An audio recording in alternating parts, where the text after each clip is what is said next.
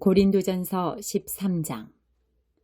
내가 사람의 방언과 천사의 말을 하더라도 내게 사랑이 없다면 나는 울리는 종과 시끄러운 꽹과리와 다를 게 없습니다.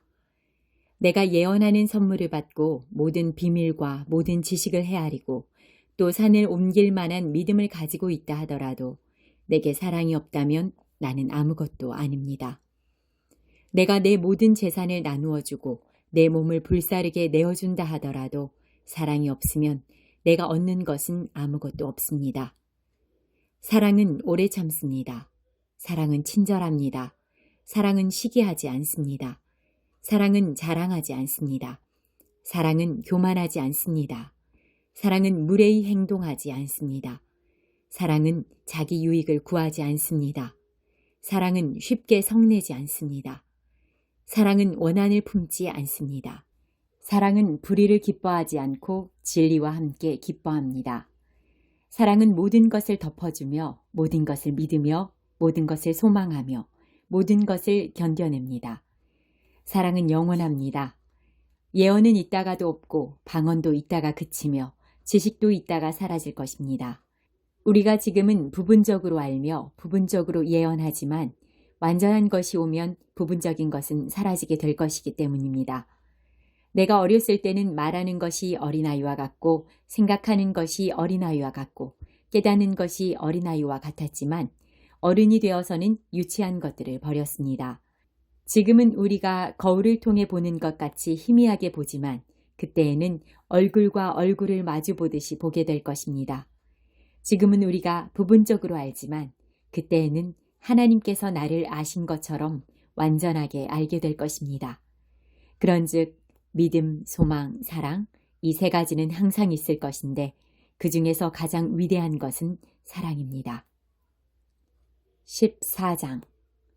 여러분은 사랑을 추구하십시오. 영적인 선물을 간절히 바라되 그 중에서도 특히 예언하기를 구하십시오. 방언을 말하는 사람은 사람에게 말하는 것이 아니라 하나님께 말하기 때문에 그가 하는 말을 알아들을 수 있는 사람이 없습니다. 그 사람은 자기의 영으로 하나님의 비밀을 말하는 것입니다. 이와는 달리 예언하는 사람은 사람에게 말을 합니다. 그는 사람들에게 덕을 세우며 용기를 북돋우고 위로를 주는 말을 합니다. 방언을 말하는 사람은 자기 자신에게만 덕을 세우지만 예언하는 사람은 교회에 덕을 세웁니다. 나는 여러분 모두가 방언을 말하기를 원하지만 더욱 원하는 것은 예언하는 것입니다. 교회에 덕을 세우기 위해서는 통역하는 사람이 없다면 방언을 말하는 것보다는 예언하는 사람이 더 위대합니다. 성도 여러분, 내가 여러분에게 가서 방언으로 말하고 계시나 지식이나 예언이나 교훈으로 말하지 않는다면 방언으로 말하는 것이 여러분에게 무슨 유익이 되겠습니까? 마찬가지로 저나 검은고와 같이 생명이 없는 악기가 악보대로 명확하게 구별되는 소리를 내지 않으면 그것이 무엇을 연주하는지 어떻게 알겠습니까? 나팔수가 분명한 소리를 내지 않으면 누가 전투 준비를 할 수 있겠습니까? 이처럼 여러분도 방언으로 알아듣지 못하는 말을 하면 여러분이 말하는 것을 어떻게 알아들을 수 있겠습니까? 그것은 단지 허공에다 대고 말하는 것에 불과합니다. 세상에는 여러 종류의 다양한 소리가 있고 그 어느 것도 의미가 없는 소리는 없습니다. 내가 그 소리의 의미를 이해하지 못하면 나는 그 사람에게 외국인이 되고 그 사람도 내게 외국인이 될 것입니다. 여러분에게 있어서도 마찬가지입니다. 여러분이 영적인 선물을 간절히 바라고 있으니 여러분은 교회의 덕을 세우는 선물을 넘치게 받을 수 있도록 힘쓰십시오.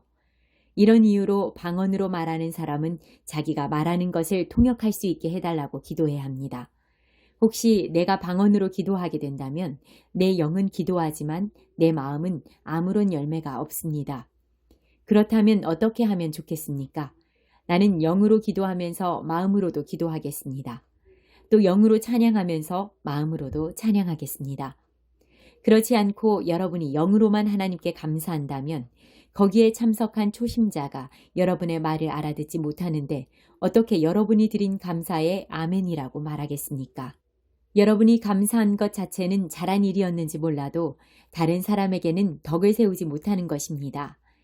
나는 내가 여러분 중에 어느 누구보다도 더 많이 방언을 말하는 것으로 인해 하나님께 감사드립니다. 그러나 나는 교회에서 방언으로 10,000마디를 말하는 것보다 알아들을 수 있는 언어로 5마디를 말하기를 원합니다. 성도 여러분, 생각하는 데 있어서는 어린아이가 되지 마십시오. 악에 대해서는 갓난아이가 되어야 하겠지만 생각하는 데 있어서는 어른이 되어야 합니다. 율법에 이런 기록이 있습니다. 주님께서 말씀하시기를 다른 방언하는 사람들과 외국인의 입술을 통해 이 백성에게 말할지라도 저희가 오히려 나의 말을 듣지 않을 것이다. 그러므로 방언은 믿는 사람들이 아니라 믿지 않는 사람들을 위해 주신 표적이지만 예언은 믿지 않는 사람들이 아니라 믿는 사람들을 위해 주신 것입니다. 만일 모든 교회가 한자리에 모여서 저마다 방언으로 말한다면 깨달음이 적은 사람이나 믿지 않는 사람이 교회에 들어와서는 여러분을 정신 나갔다고 하지 않겠습니까? 그러나 모든 사람이 예언하고 있는데 믿지 않는 사람이나 깨달음이 적은 사람이 들어오면 그들은 모든 사람들에 의해 자기가 죄인이라는 책망을 받고 모든 사람들에게 심판을 받아 그 사람 속에 감춰진 것들이 백일하에 드러날 것이며 그 사람은 무릎을 꿇고 하나님을 경배하며 참으로 하나님께서 여러분 가운데 계십니다 라고 외칠 것입니다. 성도 여러분, 어떻게 하면 좋겠습니까? 여러분이 함께 모일 때 어떤 사람에게는 찬송할 것이 있고 어떤 사람은 가르칠 것이 있고 또 다른 사람에게는 계시가 있고 방언도 있고 통역하는 것도 있을 것입니다. 이 모든 것은 교회의 덕이 되게 행하십시오. 누군가 방언을 말하게 되는 경우 2사람 혹은 기껏해야 3사람 정도만 말하게 하십시오. 그것도 한 번에 한 사람씩 말하고 한 사람은 통역을 하십시오. 통역하는 사람이 없으면 교회에서는 방언을 하지 말고 자기 자신과 하나님께만 말하십시오. 예언하는 사람의 경우에는 2-3명이 말하고 다른 사람은 그들이 말하는 것을 분별하도록 하십시오. 그러나 만일 앉아있는 다른 사람에게 계시가 내리면 먼저 예언하던 사람은 예언을 그쳐야 합니다. 이래야 여러분 모두가 차례대로 예언할 수 있게 되어 모든 사람들이 교훈과 격려를 받게 됩니다. 예언자들의 영은 예언자들의 자기 절제에 의해 통제를 받습니다. 하나님은 무질서의 하나님이 아니라 평화의 하나님이십니다. 성도들의 모든 교회에서 그렇게 하듯이 여자는 교회에서 말 없이 있어야 합니다. 여자들이 말하는 것은 허락되지 않았습니다. 율법에서 말하듯이 여자들은 복종해야 합니다. 혹시 배우고 싶은 것이 있으면 집에서 자기 남편들에게 물어보십시오. 여자가 교회에서 말하는 것은 여자 자신에게 부끄러운 일입니다. 하나님의 말씀이 여러분에게서 나왔습니까? 아니면 하나님의 말씀이 여러분에게만 내렸습니까? 누구든지 자기를 예언자나 영적인 선물을 받은 자로 생각하는 사람이 있으면 내가 여러분에게 쓴 것이 주님의 계명이라는 것을 명심하십시오. 이러한 사실을 인정하지 않는 사람은 자신도 인정받지 못할 것입니다. 그러므로 나의 성도 여러분, 예언하기를 간절히 바라십시오. 그리고 방언으로 말하는 것을 막지 마십시오. 다만 모든 것을 적당하게 하고 질서 있게 하십시오. 15장. 성도 여러분, 내가 여러분에게 전파한 복음에 대해 여러분에게 알려드리려고 합니다. 여러분이 받아 그 안에 굳게 선 복음 말입니다. 내가 여러분에게 전파한 말씀을 굳게 붙들고 헛되이 믿지 않으면 여러분은 이 복음으로 구원을 얻습니다. 내가 받은 가장 중요한 것을 여러분에게 전해주었습니다. 그리스도께서 성경에 기록된 대로 우리 죄를 위해 죽으신 것과 장사 지낸 바 되었다가 성경에 기록된 대로 3일 만에 다시 살아나셨다는 것과 그리고는 베드로에게 나타나시고 그 후에 12제자에게 나타나시고 그 후에 한 번에 500명이 넘는 사람들에게도 나타나셨다는 사실입니다. 그 사람들 중에는 이미 죽은 사람들도 있지만 대부분은 아직도 살아 있습니다. 그 후에 야고보에게, 그 다음에 모든 사도들에게 나타나시고 맨 마지막으로 조사나와 같은 나에게도 나타나셨습니다. 나는 모든 사도들 중에서 가장 작은 사람입니다. 나는 과거에 하나님의 교회를 핍박했던 사람이기 때문에 사도라고 불릴 자격이 없습니다. 그러나 지금의 나는 하나님의 은혜로 된 것이므로 내게 베푸신 그분의 은혜가 헛되지 않습니다. 나는 다른 사도들보다 더 열심히 일하였습니다. 그러나 그 일은 내가 한 것이 아니라 나와 함께 하시는 하나님의 은혜로 한 것이었습니다. 내가 되었든지 아니면 그 사람들이 되었든지 간에 우리가 전파한 복음은 이런 내용이고 여러분은 이것을 믿었습니다. 그리스도께서 죽은 자들 가운데서 다시 살아나셨다고 우리가 전파하는데 여러분 중에서 죽은 자들의 부활이 없다고 말하는 사람이 있는 것은 어찌 된 일입니까? 죽은 자들의 부활이 없다면 그리스도께서도 다시 살아나지 못하셨을 것입니다. 그리고 그리스도께서 다시 살아나지 못하셨다면 우리가 전파한 복음도 헛되며 여러분의 믿음도 헛될 것입니다. 그뿐만이 아닙니다. 우리는 하나님께서 그리스도를 다시 살리셨다고 그분에 대해 증언했으니 하나님에 대해 거짓 증언한 사람들로 판명될 것입니다. 죽은 자들이 다시 살아나지 못한다면 하나님께서 그리스도를 다시 살리지 않았을 것입니다. 참으로 죽은 자들이 다시 살아나는 일이 없다면 그리스도께서도 다시 살아나지 못했을 것입니다. 그리고 그리스도께서 살아나지 않으셨다면 믿음은 공허한 것이 될 뿐더러 여러분은 여전히 죄 가운데 있을 것입니다. 그렇게 되면 그리스도를 믿다가 죽은 사람들도 멸망했을 것입니다. 우리가 그리스도 안에서 소망하는 것이 이 세상 삶에 그친다면 우리는 이 세상 어느 누구보다도 불쌍한 사람들일 것입니다. 그러나 이제 그리스도께서는 죽은 자들 가운데서 다시 살아나 잠자는 자들의 첫 열매가 되셨습니다. 죽음이 한 사람을 통해 온 것처럼 죽은 자들의 부활도 한 사람을 통해 옵니다. 아담 안에서 모든 사람이 죽은 것 같이 그리스도 안에서 모든 사람이 생명을 얻게 될 것입니다. 하지만 각각 차례가 있습니다. 첫 열매이신 그리스도께서 먼저요. 그 다음에는 그리스도께서 재림하실 때 그리스도께 속한 사람들입니다. 그리고 나서 그리스도께서 모든 권력과 모든 권세와 능력을 멸하고 나라를 하나님 아버지께 돌려드릴 마지막 때가 올 것입니다. 그리스도께서는 모든 원수를 자기의 발 아래 두실 때까지 당연히 왕노릇해야 합니다. 그리스도께 멸망받을 마지막 원수는 죽음입니다.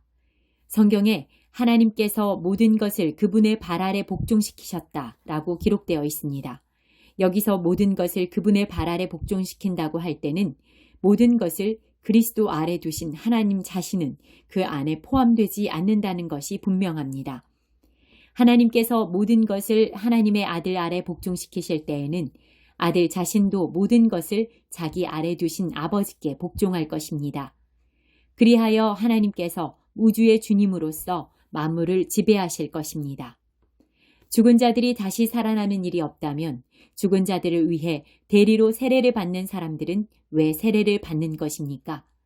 죽은 사람들이 도무지 살아나지 않는다면 그 사람들이 죽은 자들을 위해 세례를 받는 이유는 무엇입니까?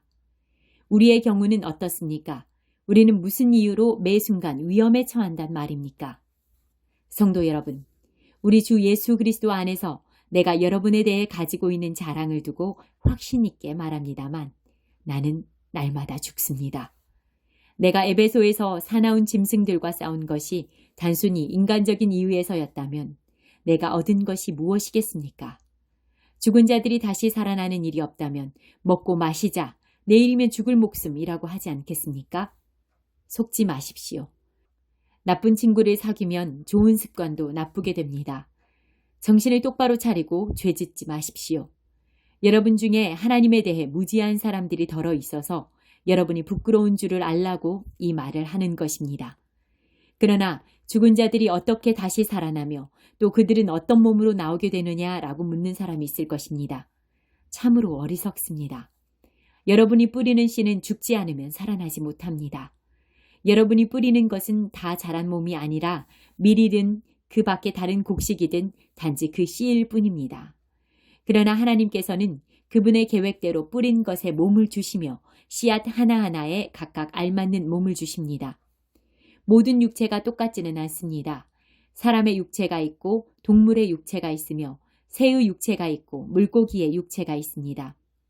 또한 하늘에 속한 몸만 있는 것이 아니라 땅에 속한 몸도 있습니다. 그러나 하늘에 속한 영광과 땅에 속한 영광이 각각 다릅니다. 해와 달과 별의 영광이 각각 다르고 별들 사이에서도 그 영광은 각기 다릅니다. 죽은 자들의 부활도 이와 같습니다. 썩을 몸을 심지만 썩지 않을 몸으로 다시 살아납니다. 비천한 몸을 심지만 영광스런 몸으로 다시 살아납니다. 또한 약한 몸을 심지만 능력 있는 몸으로 다시 살아납니다. 자연적인 몸을 심지만 신성한 몸으로 다시 살아납니다. 성령께 자연적인 몸이 존재한다면 신성한 몸도 존재합니다. 성경에 첫사람 아담이 살아있는 존재가 되었다고 기록된 것처럼 마지막 아담은 생명을 주는 영이 되었습니다. 그러나 신령한 몸이 먼저 있었던 것은 아닙니다. 자연적인 몸이 먼저 있었고 그 후에 신령한 몸이 왔습니다. 첫사람은 땅의 흙에서 왔고 둘째 사람은 하늘에서 났습니다. 땅에 속한 사람들은 땅에 속한 그 사람과 같고 하늘에 속한 사람들은 하늘에 속한 그분과 같습니다. 우리가 땅에 속한 사람의 형상을 지니고 있는 것처럼 하늘에 속한 분의 형상을 지니게 될 것입니다. 성도 여러분, 내가 분명히 선언하거니와 육체와 피는 하나님의 나라를 상속받을 수 없으며 썩는 것은 썩지 아니하는 것을 상속받을 수 없습니다. 내가 여러분에게 비밀을 알려드리겠습니다. 우리는 다 잠잘 것이 아니라 변화될 것입니다. 마지막 나팔 소리가 울릴 때 눈 깜짝할 사이에 죽은 자들이 썩지 않을 몸으로 다시 살아나며 우리는 변화될 것입니다. 썩을 몸은 반드시 썩지 않을 몸을 입어야 하며 죽을 몸은 죽지 않을 몸을 입어야 합니다. 썩을 몸이 썩지 않을 몸을 입고 죽을 몸이 죽지 않을 몸을 입게 되면 승리가 죽음을 삼켜버렸다고 기록된 말씀이 사실로 드러나게 될 것입니다. 죽음아, 너의 승리가 어디 있느냐? 죽음아, 너의 찌르는 것이 어디 있느냐? 죽음이 찌르는 것은 죄이며 죄의 힘은 율법입니다. 그러나 우리 주 예수 그리스도를 통해 우리에게 승리를 주시는 하나님께 감사합니다. 그러므로 나의 사랑하는 성도 여러분, 굳게 서서 흔들리지 말고 항상 주님의 일을 위해 자신을 들이십시오. 주님을 위해 일한 여러분의 수고는 결코 헛되지 않는 것임을 기억하시기 바랍니다.